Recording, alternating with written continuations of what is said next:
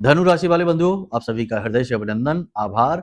धनु राशि Bhind YouTube channel में। तो धनु राशि वालों, ध्यान से सुनिए। मृत संजीवनी की यह एक क्रिया, जी हाँ बंधुओं, मृत संजीवनी की एक विशेष क्रिया, एक बहुत ही शक्तिशाली क्रिया ज्योतिषीय विधा से जुड़ी हुई है। जब जीवन के किसी एक भाग से लगातार लंबे समय तक पीड़ा मिलती रहती है, ध्यान से सुनना बंधु, अगर आज के इस कार्यक्रम को आपने मिस कर दिया तो गारंटी के साथ हम कहते हैं कि यह आपके जीवन की सबसे बड़ी भूल होगी। हमारे जीवन भर के अनुभव, जीवन भर के अध्ययनों पर आधारित आज का ये कार्यक्रम है और इस कार्यक्रम को करने वाले के जीवन से कष्ट 100% समाप्त होगा इस सावन के महीने में। भूल से भी इसे मिस मत कर देना।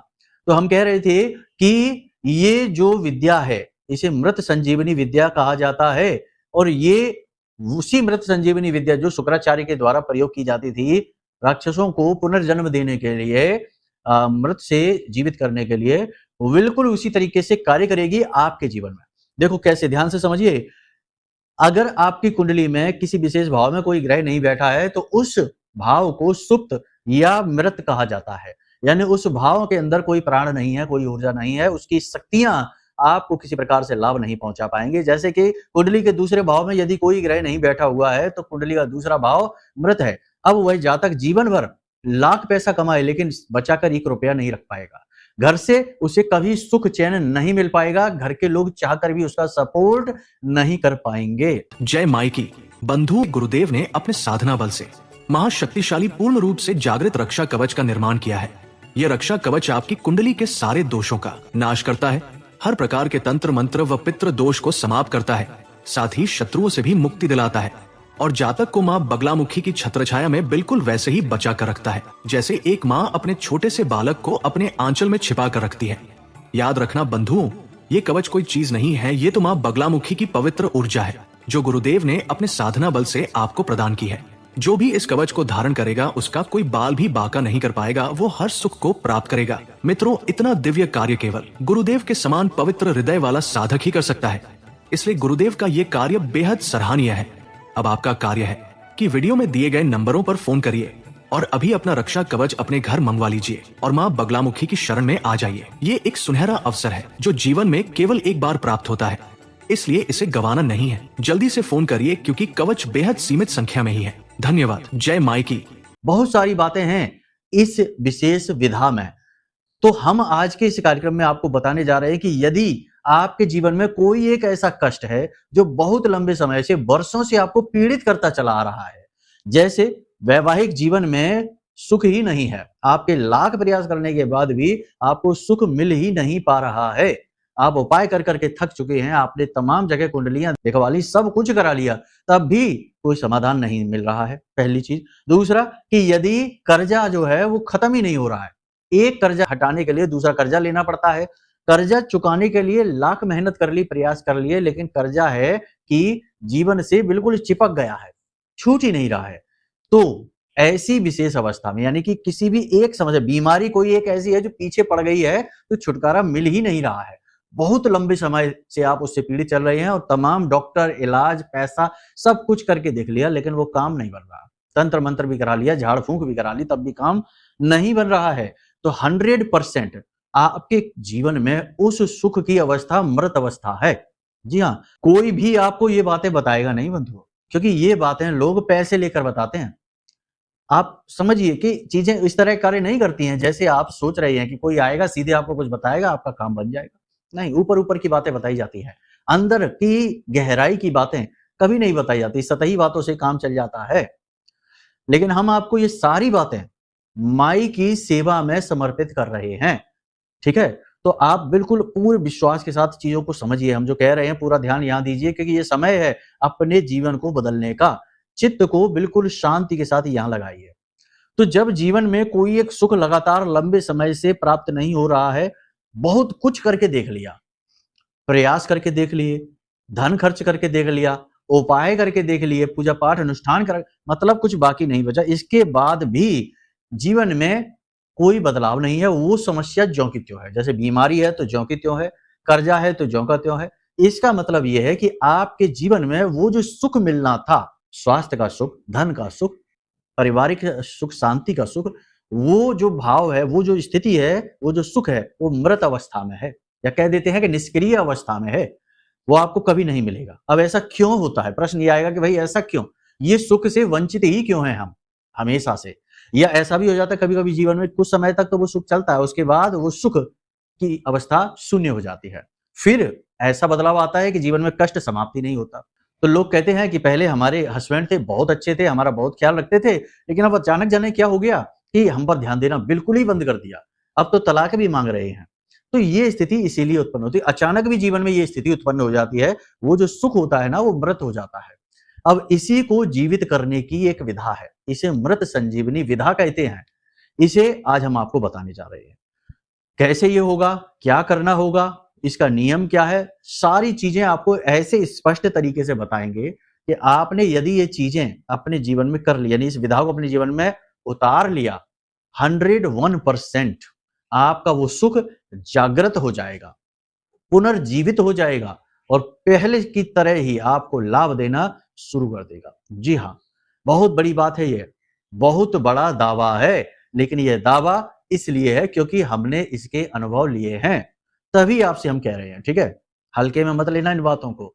2 मिनट का मनोरंजन नहीं है ये जीवन भर का सवाल है। बस ठंडे दिमाग से आपको इस कार्यक्रम को पूरा देखना है, ठीक है? तो चलिए, महामाई को याद करते हुए कमेंट बॉक्स में पूरे भक्ति भाव के साथ आज लिख डालो, पूरा भाव निचोड़ कर माई के कदमों में रख दो। जय मां भद्रकाली, कृपा करो। महामाई ने निश्चित तौर पर आपके ऊपर कृपा कर दी है, तभी ये विशेष कार्यक्रम आज आप देख रहे हैं सही समय और काल पर। जय माई की। बंधुओं, ज्योतिष और तंत्र विद्या के क्षेत्र में आचार्य अमित एक जाना माना नाम है।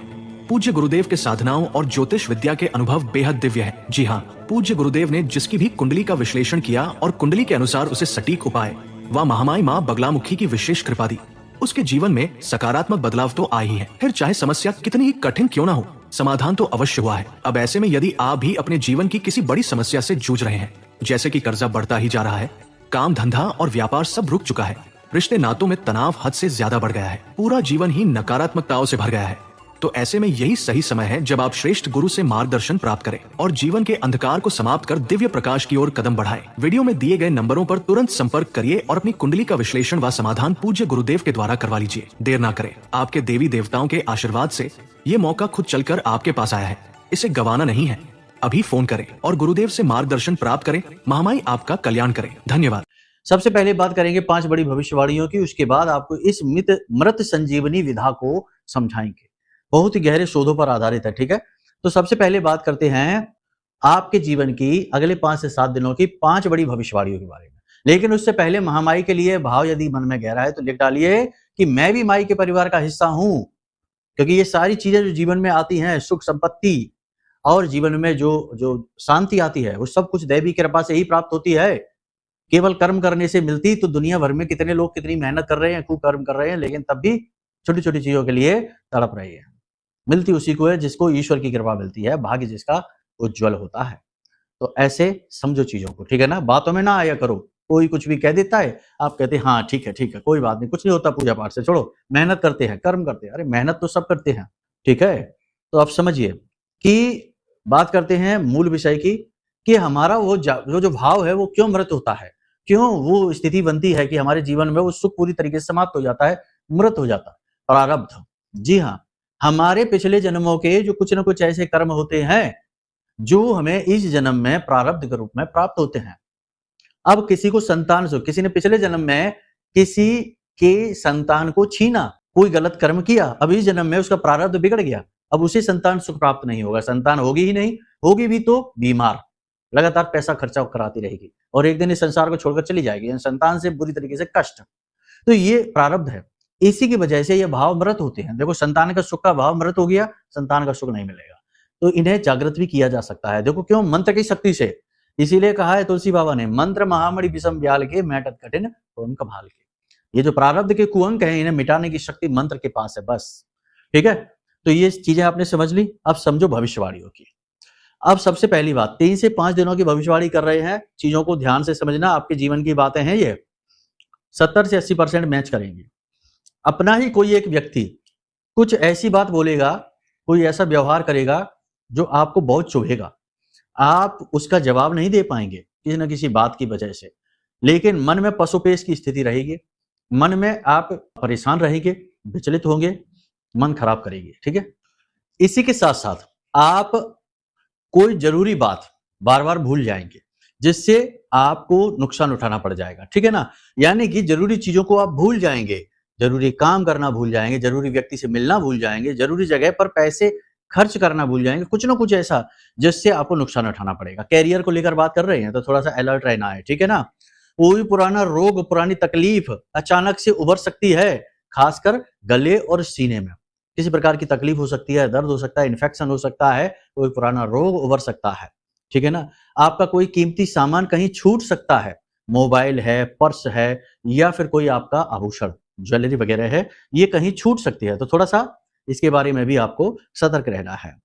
आपके द्वारा बोले गए कठोर शब्द आपके लिए मुसीबत का कारण बन सकते हैं। यानी अपनी वाणी पर पूरा नियंत्रण रखना है, क्या कह रहे हैं, क्यों कह रहे हैं, ये सारी चीज़ों का ज्ञान रखना है, तब आप संभल कर रहेंगे, वरना बिना मतलब के विवादों में, झगड़ों में आप पड़कर अपना समय ऊर्जा खराब करते रहेंगे।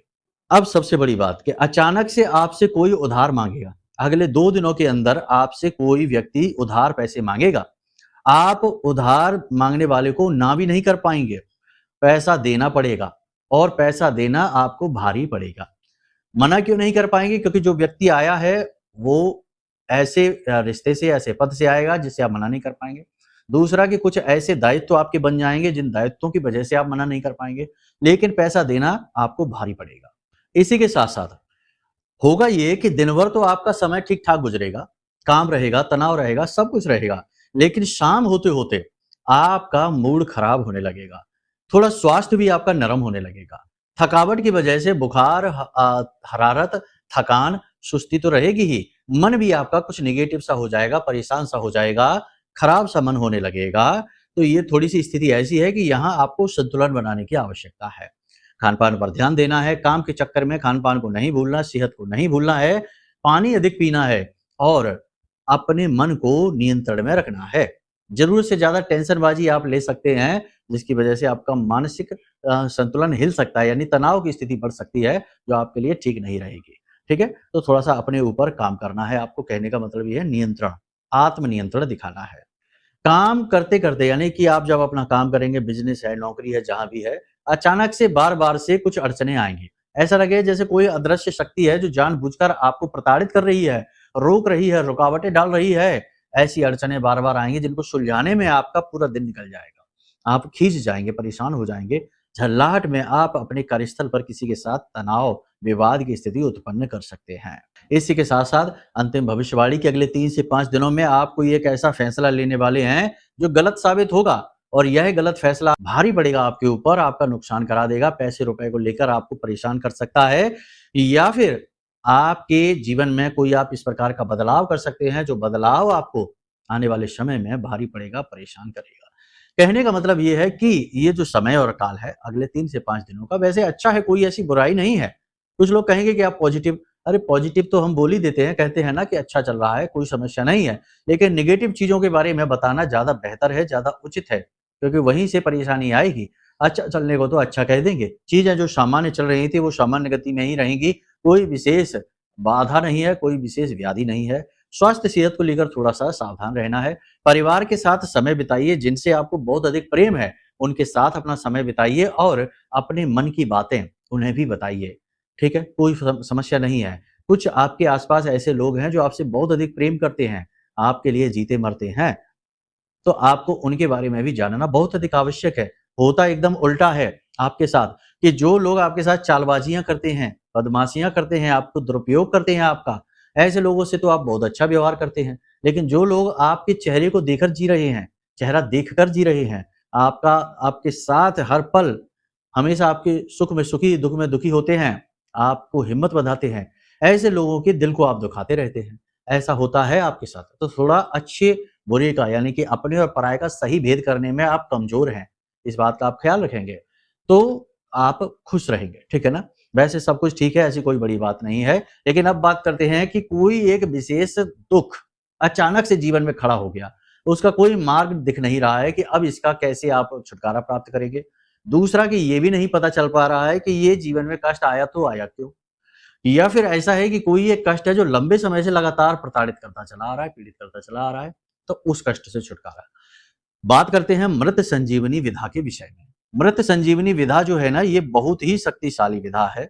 इसके बारे में तो आपने पहले से ही सुन रखा है। देवासुर संग्राम में राक्षसों को जीवित करने का कार्य शुक्राचार्य मृत संजीवनी मंत्र के द्वारा किया करते थे। यही मृत संजीवनी मंत्र जो है, इस मंत्र के विषय में हम आपको बताने जा रहे हैं। मंत्र बहुत ही पवित्र है। वैसे तो त्र्यंबकम यजामहे सुगंधिम पुष्टिवर्धनम, ये तो है ही मंत्र। पूर्ण मंत्र की बात यदि करें तो पूर्ण मंत्र बड़ा है, समय लेता है, याद करना होगा आपको। आप इसे निकाल सकते हैं, हम आपको वीडियो की स्क्रीन पर दिखा रहे हैं, यही है मंत्र। मंत्र ऐसे नहीं बोल सकते हम, मंत्रों का सम्मान करना पड़ता है। और यह जो मृत संजीवनी मंत्र है, यह बहुत शक्तिशाली है। तो ये जो मंत्र है, ये आपको वीडियो की स्क्रीन पर दिखाई दे रहा है स्पष्ट तौर पर। आप इसे देख लें, स्क्रीनशॉट ले लें और इसे याद करने की कोशिश करें, मन ही मन बोलकर, मौखिक नहीं बोलना है, ठीक है। अब ये सावन का जो पवित्र महीना चल रहा है, यही रहस्य है, यहीं से आपकी सफलता की चाबी है, यहीं से रास्ता खुलेगा। क्या करना है, किसी भी दिन सावन के इस महीने में किसी भी दिन जाइए मंदिर, ठीक है। एक रुद्राक्ष की माला लेकर जाइए, गाय के घी का दीपक लेकर जाइए, एक लोटा जल लेकर जाइए, बेल पत्र और जो धतूरे का फल वगैरह, बेल का फल होता है, ये सारी सामग्री लेकर जाइए शिव की पूजा करने के लिए। किसी ऐसे मंदिर में जाना है जहां एकांत में भोले बाबा हो, ऐसे किसी मंदिर में नहीं जहां बहुत सारा शोर हो रहा है, बहुत सारे प्रपंच हो रहे हैं, दिखावेबाजी हो रही है। शिव एक वैरागी हैं, उन्हें एकांत प्रिय है। शोर शराबा हलचल में शिव का ध्यान भंग होता है, तो ऐसी जगह पर शिव का वास हो, इसकी संभावना बहुत कम है। आपको जाना है शिव के एकांतिक वास में, कोई ऐसा एकांत में मंदिर ढूंढ लीजिए। अब आप उस मंदिर में जाइए, शिव की सेवा करिए, जल समर्पित करिए, साफ करिए उस स्थान को पूरे भाव के साथ में। अब आपको भोलेनाथ को जल समर्पित करना है, धूप दीप नैवेद्य आदि समर्पित करने हैं। उसके बाद में बेलपत्र आदि चढ़ाने के बाद में आप एक हाथ में जल लेंगे, जल लेने के साथ साथ एक बेलपत्र उसमें रखेंगे और पुष्प भी रख सकते हैं, कोई भी पुष्प रख सकते हैं, सफेद पुष्प छोड़कर, ठीक है। और उसके बाद अपना नाम, अपना कुल, अपना गोत्र बोलकर भोलेनाथ से अपनी उस समस्या के बारे में बताएंगे कि भोले बाबा बहुत ज्यादा कर्ज है, इस कर्ज से मुक्ति चाहिए। वैवाहिक जीवन में कष्ट है तो बहुत ज्यादा वैवाहिक जीवन में कष्ट है, जीवन साथी का साथ चाहिए। पॉजिटिव चीजें मांगे, नेगेटिव चीज ना मांगे। ये ना मांगे कि जीवन साथी से छुटकारा चाहिए, नहीं, ये ना मांगे। तोड़ने का काम भगवान का नहीं होता, ठीक है। भगवान का काम है चीजों को जोड़ना। जब देवताओं पर व्याधि आई, परेशानी आई, तो भोले बाबा ने देवताओं को बचाने के लिए और राक्षसों और देवताओं को जोड़ने के लिए कालकूट हलाहल विष को पान कर लिया। तो देवता जोड़ने का कार्य करते हैं और शिव तो सबसे ज्यादा।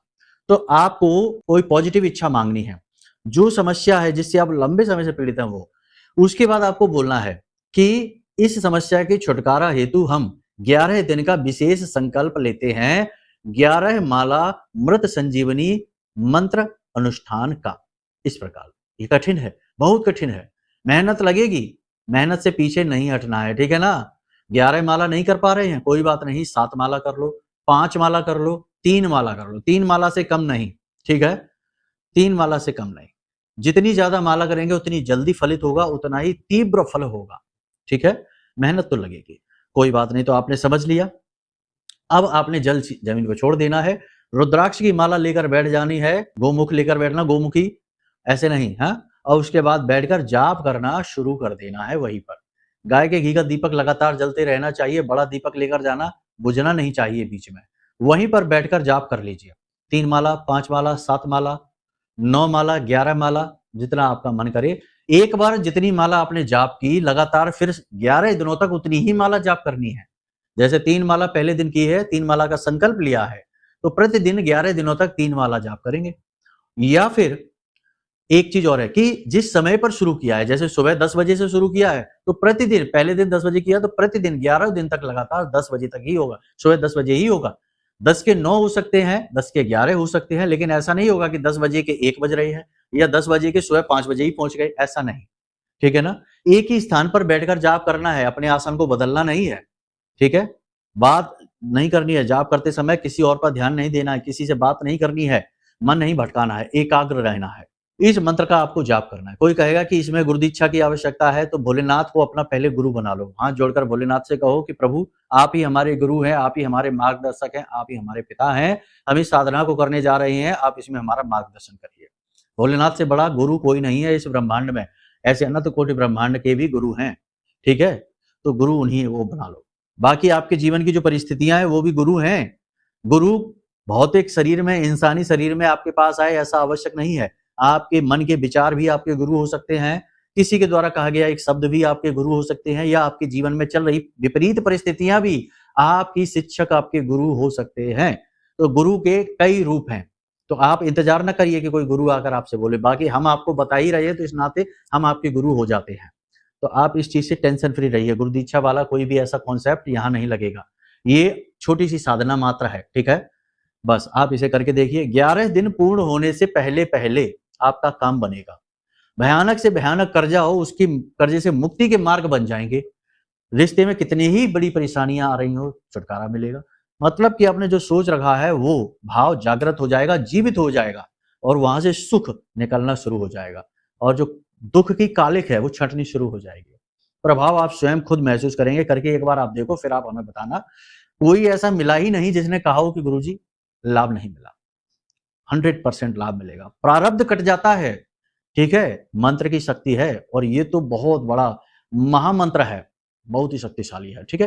तो चलिए बंधुओं, इसे आप करके देखिए। अब यदि मन में कोई प्रश्न उठे, या कुंडली विश्लेषण कराना है, या फिर जीवन की नकारात्मकताओं से, यानी आप ये सारी चीज नहीं कर पा रहे हैं, मान लिया कि आप नहीं कर पाएंगे, तो कोई बात नहीं है। हमने आपके लिए ये अभिमंत्रित जागृत कवच बनाया है।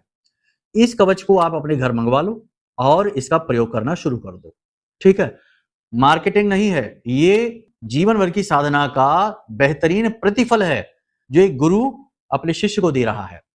अब देखो, देना आसान है, लेकिन हर चीज में मूल्य लगता है। ये डिब्बा भी बना तो इसके भी पैसे लगे हैं, चीजें आई हैं इसमें डली हैं जो उसके भी पैसे हैं, सेवादारों ने मेहनत की है इस पे, ठीक है ना? आपके पास पहुंचेगा तो इसका जो ट्रांसपोर्ट का खर्चा है, तो ये सारी चीज कहने की नहीं होती, लेकिन कुतर्कियों ने हर सुंदर चीज को दूषित कर दिया है ना? बुद्धिहीनों ने हर सुंदर चीज को प्रदूषित कर दिया, विकृत कर दिया। इसलिए ये चीजें कहनी पड़ती हैं। वैसे गुरु को ये कहना भी नहीं चाहिए, इससे भी शिष्य को दोष लग जाता है, लेकिन खैर कोई बात नहीं। अब कलयुग है, यहाँ प्रमाण पत्र लेने ही पड़ते हैं, देने ही पड़ते, दिखाने ही पड़ते हैं, मजबूरी है। हृदय कोई नहीं देखता, बातें कोई नहीं समझता, भाव कोई नहीं समझता। प्रमाण पत्र आ जाए तो सब समझ जाते हैं, ठीक है? चलिए, तो आप इसे ऑर्डर कर सकते हैं। इसका भी वही प्रतिफल मिलेगा जो आपको ये साधना करके मिलेगा। ये हमारी साधना का फल है जो एक शिष्य को प्राप्त होगा, ठीक है? शक्तिपात की विद्या से। उम्मीद है सारी बातें आपने समझ ली हैं। अब आप निर्णय लीजिए, अपने भाव से मेहनत कीजिए। आप स्वयं भी अपने भाग्य के उद्धारक बन सकते हैं, जीवन के उद्धारक बन सकते हैं। चलिए बंधु, आज के इस कार्यक्रम को यहीं विराम देते हैं। हमेशा हंसते रहिए, मुस्कुराते रहिए, सकारात्मक रहिए। महामाई पर अपनी आस्था और विश्वास बनाकर रखिए, क्योंकि आपका उद्धार तो वहीं से होना है। प्रेम से बोलिए जय माई की। हमारे प्रिय और परम पूज्य आचार्य जी ने अपनी साधनाओं के अनुभवों पर आधारित शक्तिशाली उपाय और क्रियाओं के माध्यम से हजारों लोगों के जीवन को पूरी तरह से बदला है। आचार्य जी के द्वारा बताया गया हर एक उपाय इतना सटीक और कारगर होता है कि जो भी इसे पूरे भाव के साथ कर लेता है, उसे साक्षात महामाई की कृपा और आशीर्वाद प्राप्त हो जाती है। इसलिए निसंकोच इन उपायों को पूरे भाव के साथ करिए, आपका कल्याण होगा। जय माई की।